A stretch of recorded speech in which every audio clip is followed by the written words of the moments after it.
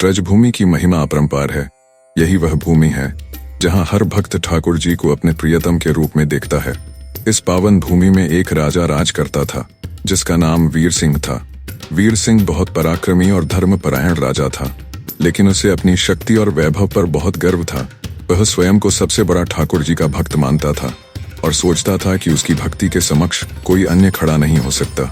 एक दिन राजा वीर सिंह ने घोषणा की कि पूरे राज्य में सबसे बड़ा ठाकुर जी का भक्त वही है, और यदि कोई स्वयं को उससे बड़ा भक्त सिद्ध कर सके तो वह उसे इनाम देगा। यह सुनकर सभी नागरिक हतप्रभ रह गए। लोग जानते थे कि भक्ति को मापना संभव नहीं, लेकिन कोई भी राजा को यह समझाने का साहस नहीं कर सका। उसी समय एक वृद्ध ब्राह्मण राजा के दरबार में आया और बोला, महाराज, यदि आप सच्चे भक्त हैं तो ठाकुर जी स्वयं आपके सामने इस बात की पुष्टि करेंगे। राजा को यह चुनौती स्वीकार थी, इसलिए उसने ब्राह्मण से पूछा कि क्या उपाय करना होगा। ब्राह्मण ने कहा, आपको ब्रज की यात्रा करनी होगी और वहां जाकर ठाकुर जी की सेवा करनी होगी। तब स्वयं श्री कृष्ण आपको बताएंगे कि सबसे बड़ा भक्त कौन है। राजा वीर सिंह ने अपने भव्य राजसी वस्त्र त्याग दिए और एक साधारण भक्त के वेश में ब्रजधाम की यात्रा पर निकल पड़ा। उसने वहां जाकर ठाकुर जी के मंदिर में सेवा करनी शुरू की। वह प्रतिदिन मंदिर में झाड़ू लगाता, दीप जलाता और ठाकुर जी के भजन गाता। कई दिनों तक उसने यही सेवा की, लेकिन ठाकुर जी ने कोई संकेत नहीं दिया। राजा निराश होने लगा।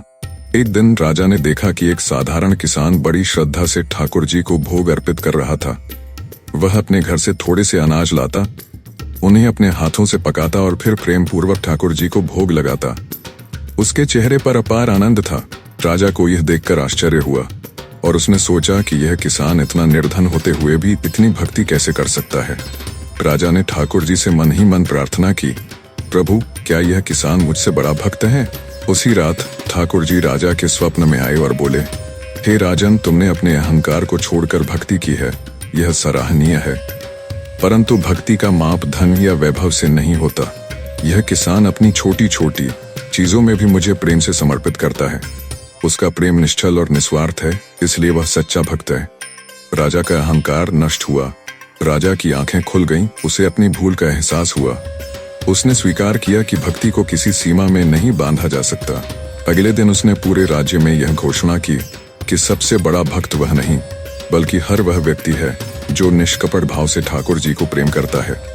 इसके बाद राजा ने अपना जीवन साधारण भक्त की तरह व्यतीत किया और अपनी शक्ति और वैभव का उपयोग ठाकुर जी के भजन, कीर्तन और सेवा में लगाने लगा। निष्कर्ष इस कहानी से यह सिद्ध होता है कि सच्ची भक्ति न धन से होती है, न अधिकार से, बल्कि मन की निश्चलता और प्रेम से होती है। ठाकुर जी को वही प्रिय होता है जो समर्पण भाव से उनकी आराधना करता है।